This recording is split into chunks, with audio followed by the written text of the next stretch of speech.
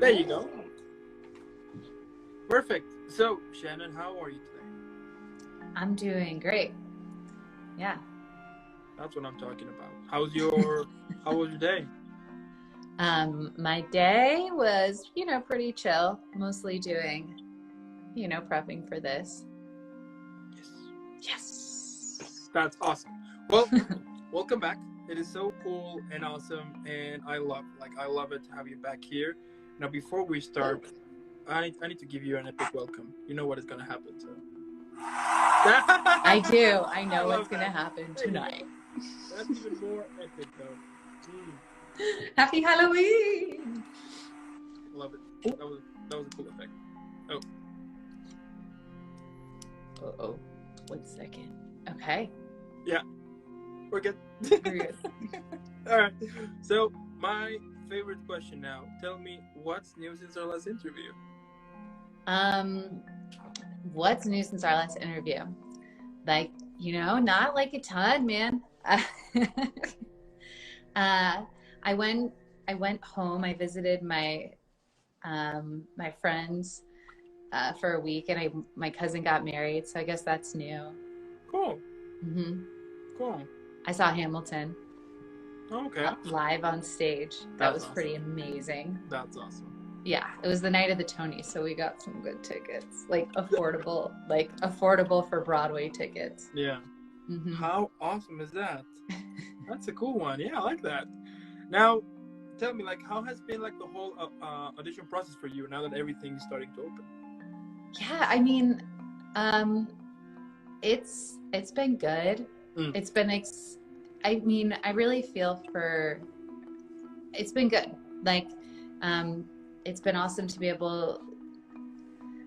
There were still a number of auditions happening, even with everything, but there's a lot more safety around it, and there's still tons of safety around it. Yeah. So it's been good. I feel like it's so much about getting into a flow of auditioning and having to play all those multiple parts, but it's not going away. It is not ever going away, I don't think. It's just how it's going to be. Okay. Fair enough. And what are some of the techniques or things that you learned during the whole self-tape process? I think the biggest thing that I've learned is that you have to rewatch your stuff, and you have to give yourself enough time. If you think it's going to take you 30 minutes to tape, you have to realize that there's going to be an additional, I would multiply it by 3, because there's the editing yourself, and then the last part is the time that will probably happen if you're rushing. There always seems to be terrible problems when you have to rush, right? When you're if you're somewhere else and the internet's bad, or any of this stuff, you always want to give yourself a period of time so you're not having a panic attack. Totally. Yeah. Totally. So that's what I would say. I would say allow 3 times the amount of time you think you'll need. Fair enough. And your favorite question, what can we expect from Shannon in the future? Oh man, I don't know what to expect from myself in the future a lot of the times, so I'm just kind of gonna roll with that. Fair enough. But keep doing my thing, and just doing my thing. That's badass. That's badass. Let's go with that. It's mystery, but it's good. It's mystery. Oh yeah, it's mystery. It's definitely not laziness. It's totally mystery. There you go. Nobody knows. Nobody will know. Only at the right moment. Then. Yeah. There you go. Love it. Now, talking about a little bit about Halloween. Now, here we go. Boom. There you go. Yeah, I don't know what happened with my light. It just. Okay. Oh, okay. Love it. Ooh. Tell me, what do you like the most about Halloween? I like so much about Halloween. I love how it's it's celebrated generally by the autumnal equinox, when there's equal night and equal day. So the idea is that it's when like all the spooky things start happening. And I think it's kind of cool. It gets cold and windy, or there just seems to be kind of like a stirring in the environment that kind of puts everything on edge. And I like that. I like that feeling. That's so awesome. I mean, it's a shame we don't have that because it's crazy warm every day. So. Yeah, I mean, yeah, it'll change. It will change. But yeah, because it's just like I like the mystery again. Yeah, I like the mystery. I like the mystery, the kind of like witchy energy, and that could be just because I know it as fall, right? Or I know that it's going to be Halloween, that I know that it's like that. But I just, it's kind of creepy, and I like the creepiness because I feel like it's fun to play in that world it's fun to be around that world for a bit. Okay. True. And what are some of your favorite moments back when you were a kid on Halloween? So as a kid, I lived in a neighborhood that was really hilly, and we would walk to the houses, and we would be the only kids who would show up for trick or treat. And so they would give us full-size chocolate bars. And so I felt like I really invested a ton of time and energy into it. And it was paid in dividends. Yeah. Hey, Ricky. That's so awesome. How cool is that? Yeah. Yeah, it was awesome. I mean, that was so fun being able to like run around the woods. The houses were like, it was suburban, but there's a fair amount of woods. And it was so cool to kind of just terrorize my neighborhood. There you go. Now, if you could pick any costume for Halloween right now, which one you would choose? I would choose for Halloween. I was thinking about going as Sweet Tooth. I love sweet. I even have a pair of antlers, so we'll see if I go as Sweet Tooth. I don't know though. The hybrids. There's something about like the idea of the hybrids that I really love.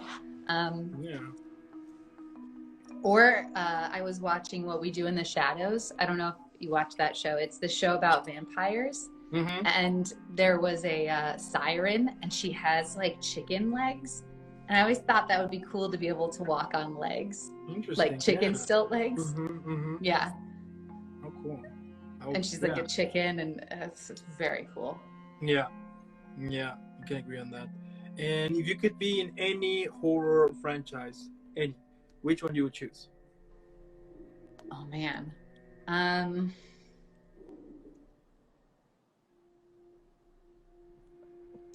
don't know. I think I would probably be a horror franchise. Okay, I'd probably be in Jaws. I think Jaws is funny. Or Sharknado. That's like, because they're not really making any more Jawses, but they're making more Or Twister. Yeah. Or Twister. I have an affinity. I think Twisters are really, it's not a horror movie. It's more of a disaster movie. But I think Twister's really cool. Yeah. Yeah. I love that. And it's got like it's like strong, and they have like Dorothy. It's kind of got that Americana vibe. I like that. Yeah, something like that. Or, yeah, I think I'd like that. Or like Open Water. Did you ever see that one? Open Water. Isn't that the one about this girl who she's like kind of stranded in the sea? Yeah, it's a couple that's stranded at sea. Yeah. I just feel like I'd probably get really pruny, but I feel like that kind of like, I don't know, that ocean sort of, I like oceans. I like ocean horror and like weather stuff. But I think those kind of horror things would be cool. Fair enough. Or like, or like the kind of, or like the sea creature stuff. I think that's cool. Yeah. Now, what were some of the movies that basically traumatized you back on your childhood? Oh man. Okay. So one of the first horror movies I watched as a kid was House on the on Haunted Hill. It's like Mm-hmm. 45 minutes. It's super short. That movie I didn't find funny, or I found funny rather. The movie, my first horror movie was The Blob, which was very scary to me. Oh yeah. Yeah. Yeah. Yeah. And I was full on traumatized by the Blair Witch Project. I couldn't sleep. That movie really got me because where I grew up looked a lot like the woods of that. It looked like those woods, and so when you'd see the cameras, that just is. I was like, I'm lost in my house. That's what I thought. Yeah. Well, that's like the emotion it brought out of me. But yeah, I understand. I mean, that movie gave me nightmares too, into a point in which I couldn't watch corners because I thought that would be somebody there standing. That was horrible. No, It's so funny. That was horrible. I mean, like literally, whatever. Like because my room. So back then, my room was like So you open the door and then you will see like the hallway. Mm-hmm. So that was like super. I mean, I couldn't sleep. I couldn't sleep with the door open. I needed to be shut. And I needed to remember to like look the other way, because if I look corners, I could swear that there was somebody there standing. So.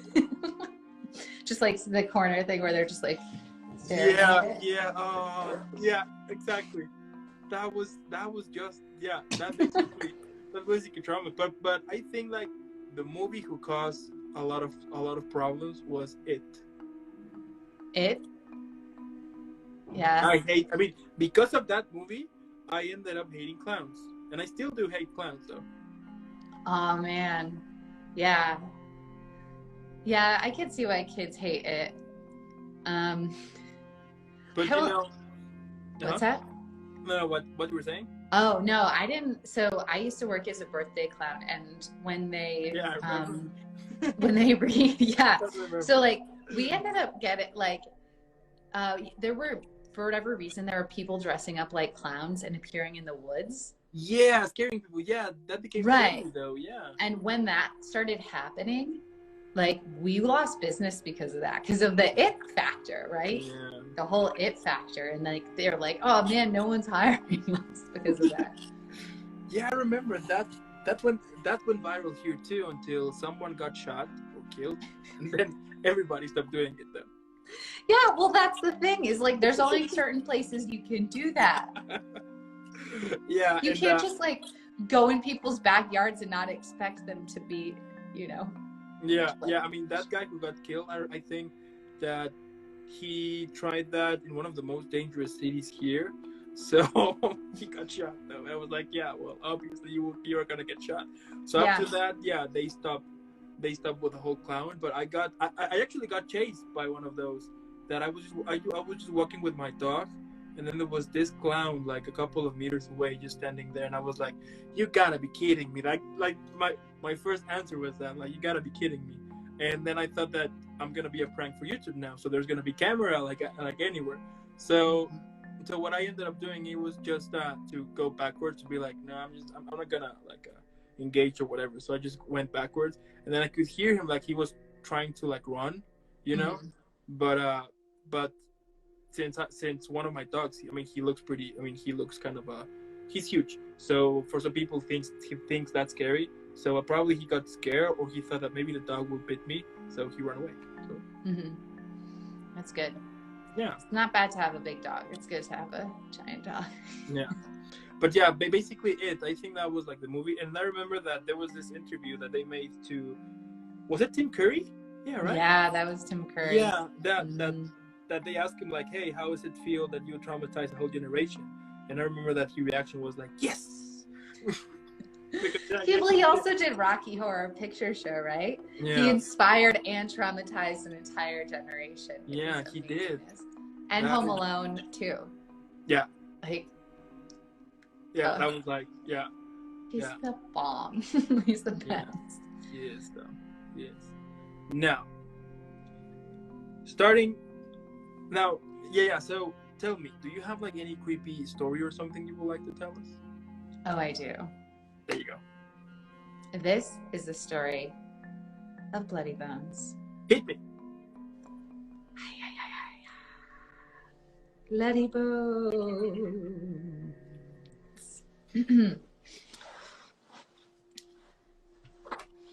Dan was hanging out with his friends on a Saturday night, like typical, like normal, just playing the PS5 or whatever, you know, the newest Far Cry, you know, hanging out. Preach. And then an alarm goes out on their phones, and they look, and they're like, huh, what's this? So they stop playing the game. They didn't want, Dan's like, I don't want to stop playing the game. They're like, no, come on, we got to see what's on the TV. We got to see what's happening. So they turn on the local television. There's an announcement. There has been a recent breakout in the prison. We're not quite sure who has escaped, but someone has escaped at the maximum security jail. Please stay indoors and do not open your doors for any reason. I repeat, do not open your doors for any reason. Dan and his buddies are like, okay, cool, great. We'll just stay in and play our PS5. So they go to switch it back on. It's not that difficult. Just lock the doors, make sure everything's closed. And as they plug it in, and as they switch it over, you know, the HDMIs or whatever, the power goes out. Like, okay, fine. We'll just play on our phones. Then all of a sudden the towers go out. So Dan's like, okay, fine. I'll just go get the radio. I'll get the emergency radio that you keep handy in case you run out of power. You know, the crank radio one with the little, we all have it.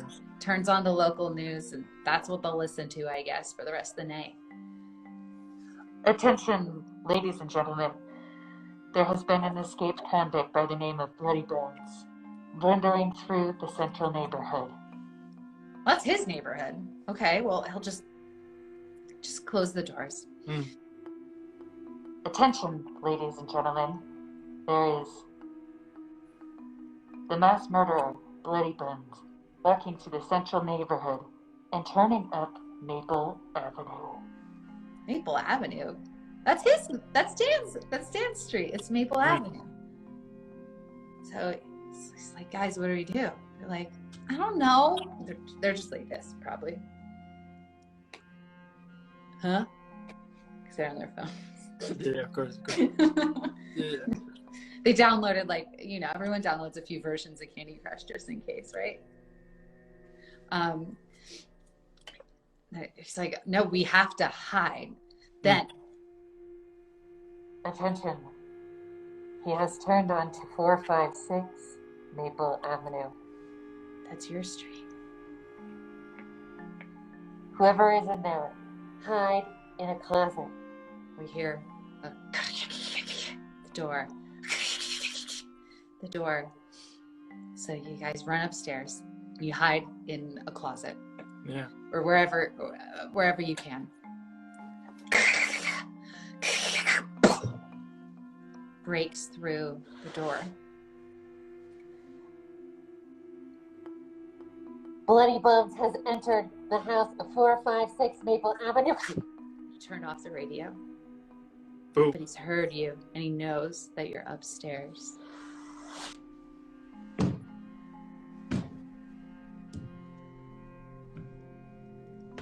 He's walking up the stairs.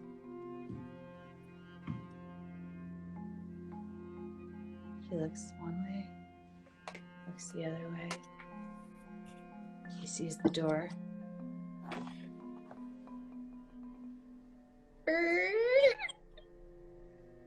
He opens it. Hi, I'm Bloody Bones. What are you guys doing?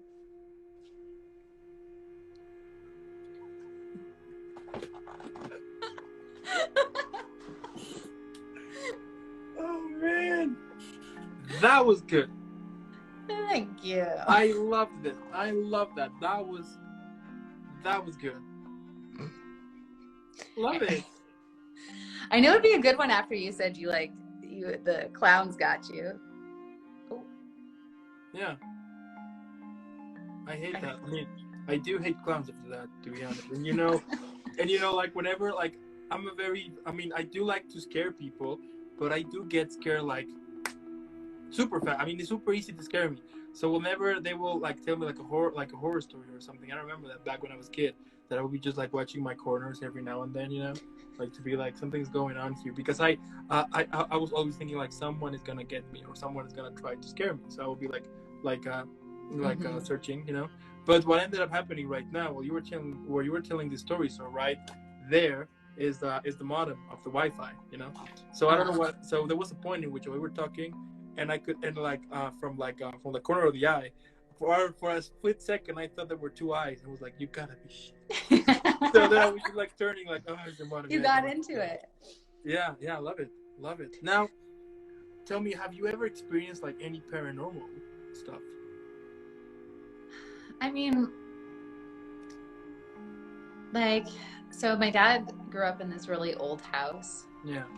And he was convinced that he has, that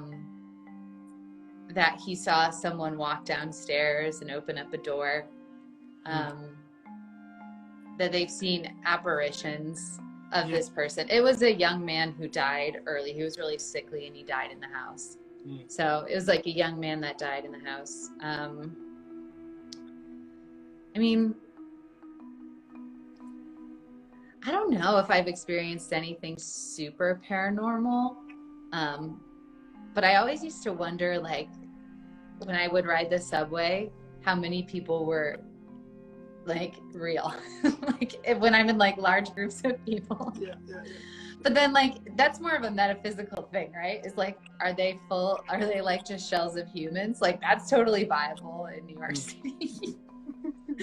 And like, in a certain sense, I felt like a ghost of myself occasionally too. I mean, we one time used a Ouija board.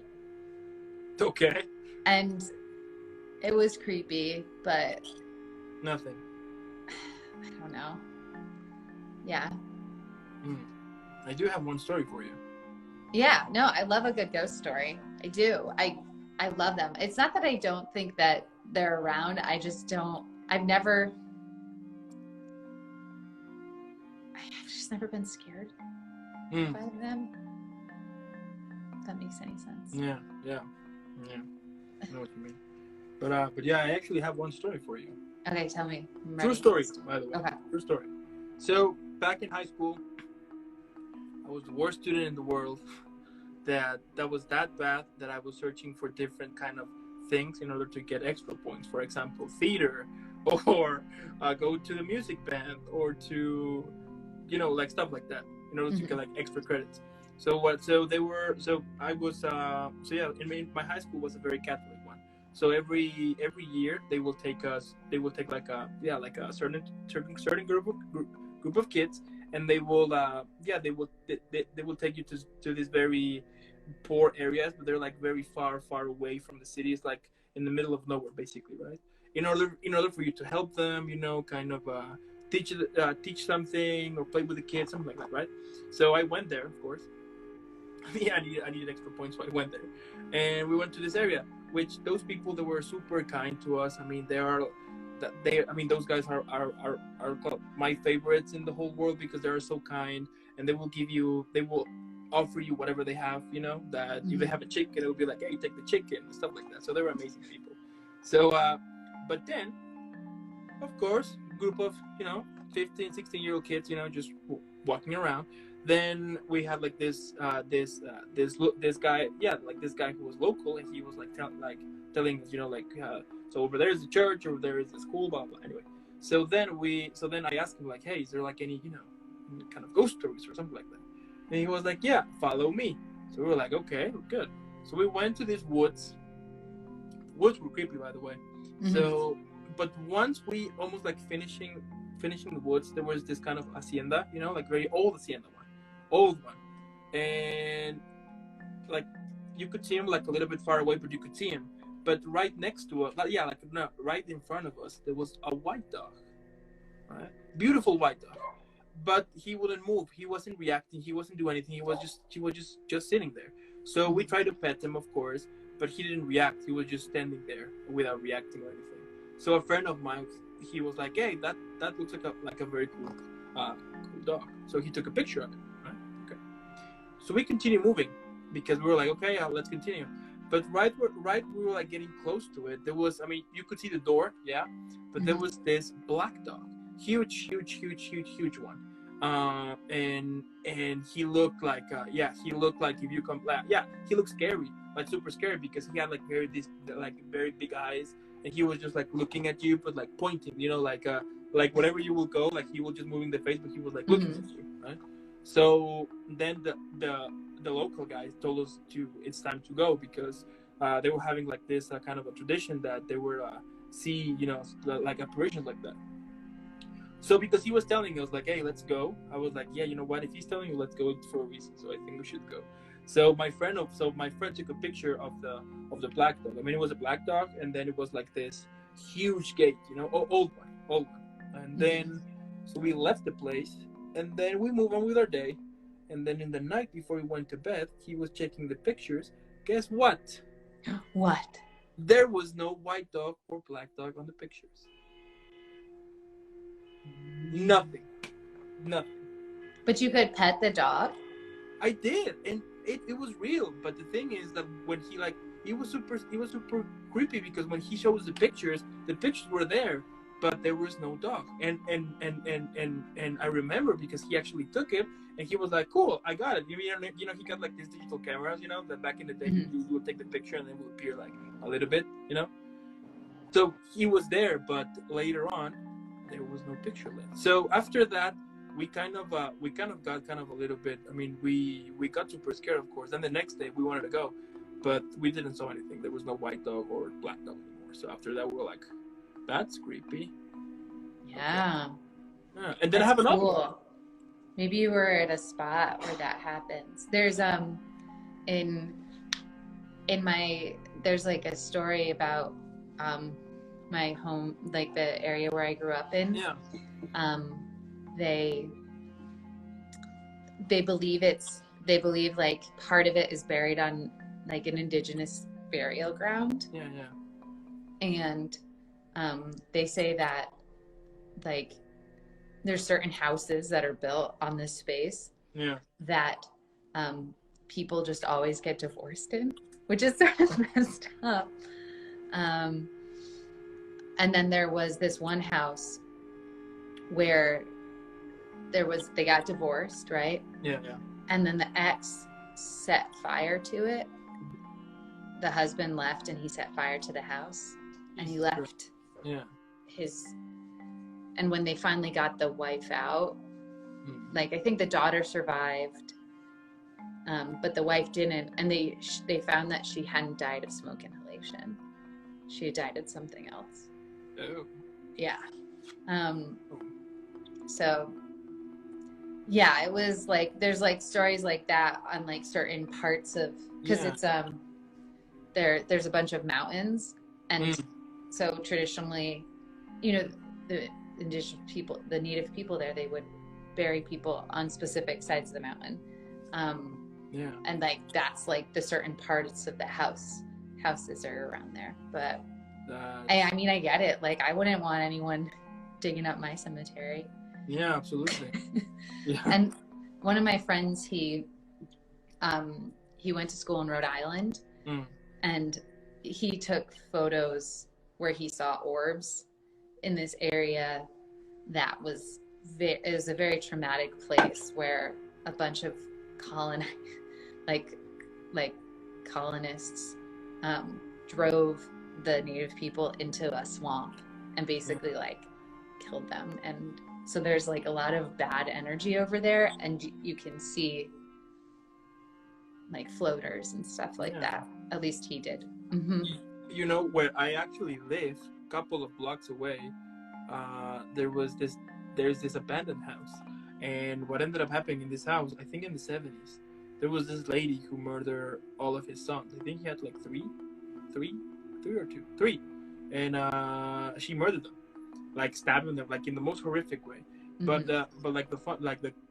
what ended up being weird is that she just keeps saying that she wasn't her, right? Now she stayed there in jail for a very long time, and she recently got out. But the house, it was saying, I mean, the house, of course, they say that it was haunting. But what ended up happening, of course, is that they had to like put this huge wall because a lot of people were entering in order to have like a very, like their paranormal experience. And some of them, people would say that they will see like they will hear jigglings, for little kids and something like that. And I've always have said that if you go to an abandoned place and you hear like a jiggling for a little kid, it's time for you to go. Yeah, it's okay to leave. Yeah, definitely, it's okay to leave. I mean, doesn't make any reason to kind of stay there. But yeah, and yeah, do you have another horror story like the last you could tell us before we all go to bed? No, I don't. That was my one. I got one. Love it. Got one. I mean, no, I got one. That's it. I love it.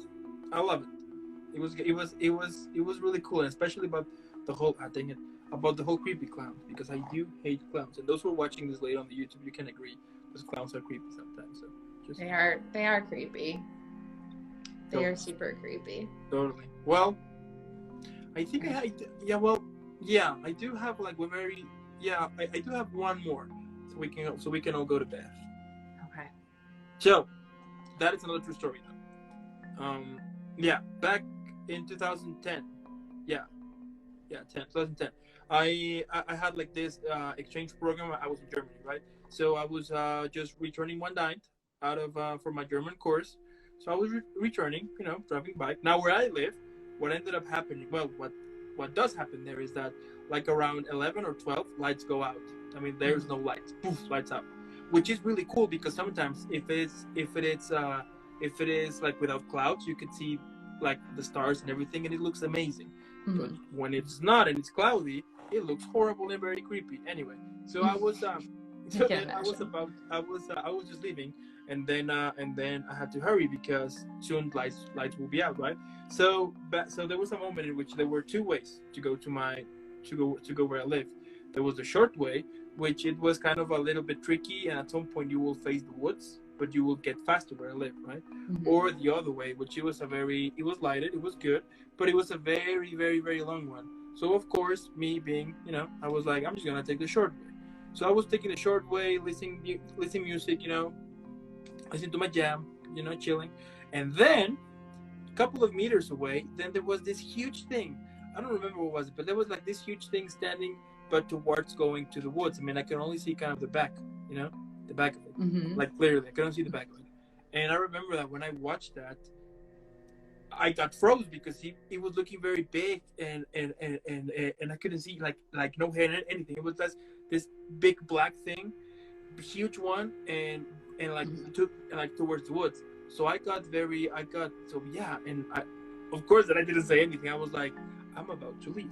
So my bike, I remember that I just grabbed it and I just like put it the other way around, like I just like, yeah, I'm just gonna go that way instead of that way. And the moment I'm just gonna go like away from that, then that thing made this weird noise. I cannot describe it, but it really made me feel like it froze me for a while, like for a second or two. Mm-hmm. So he made this very weird noise and went running straight to the woods, right?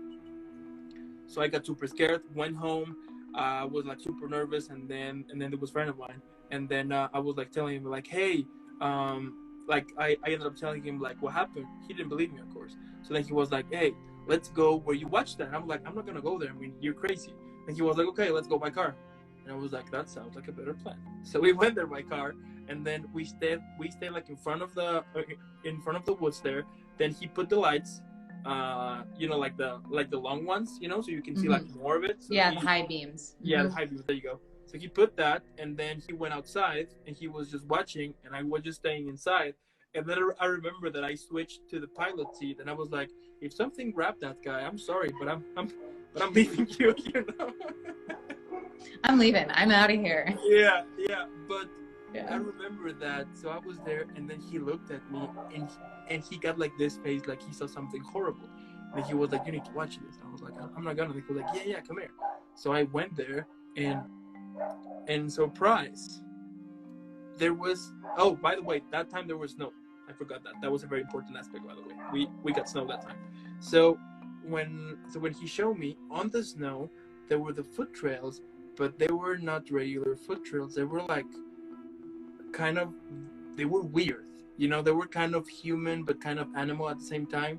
I mean, that thing looked like had fingers, but had like lost couple of fingers, so it looked horrible, and it looked straight going to the woods. So I look at him and I was like, I told you I was, I saw that, and then we went back home, and then a couple of days later, I asked, there was this old guy walking with a dog, and I was like, old guys always know. So They I went always with him. know. That's true. Know. The old guy always knows. Always know. So then I went with him, and I asked him like, "Hey, I watched this," and then he looked at me and said like, "Yeah, there's we've been watching this creature for a very long time," and I was like, "But what is it?" And then he was like, "Nobody knows. I mean, those who watch it, they can't describe it." And I was like, I mean, I did kind of watch it, but it was from the back. And he was like, "Yeah, everybody just watch him from the back, and nobody has seen like in front." So I don't know if he told me that to even scare me more of though or not, but that was creepy though. And of course after that I never went to that way again ever in my life. Ever again. Yeah. What if he's just a guy on stilts doing it? I don't know. It was. Well, what did it look like? Like you mean like the foot? Yeah. So the footstep kind of looked like a regular hand, but it was kind of with this missing, you know, with these two fingers missing, and like an extra one here. Whoa. Okay. So that looks super creepy. But at first I thought that, well, maybe it's like a, you know, like a chimpanzee or something like that, you know, like a monkey, you know, like monkeys have like, you know. But then even though that I was watching through, I was like, no, like there's no hand who resembled that.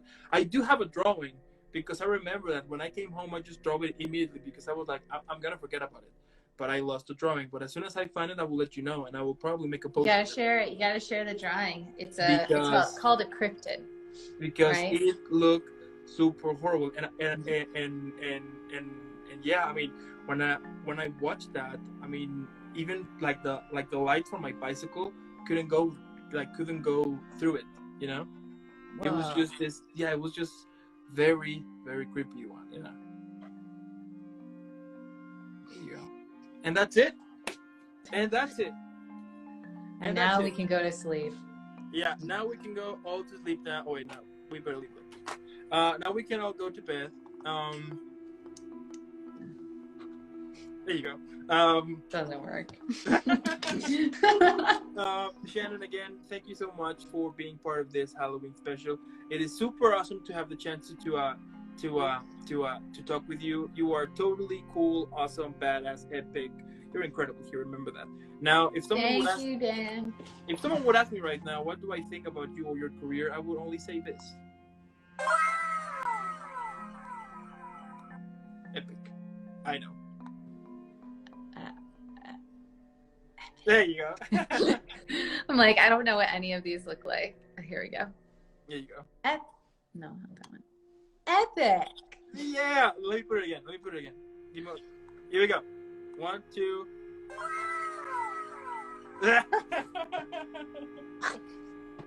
Love it. I love it.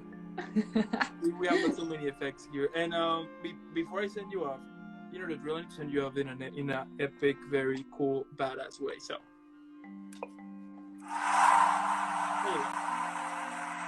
hey. Thank you. Thank you. There you go. Thank you. There you go.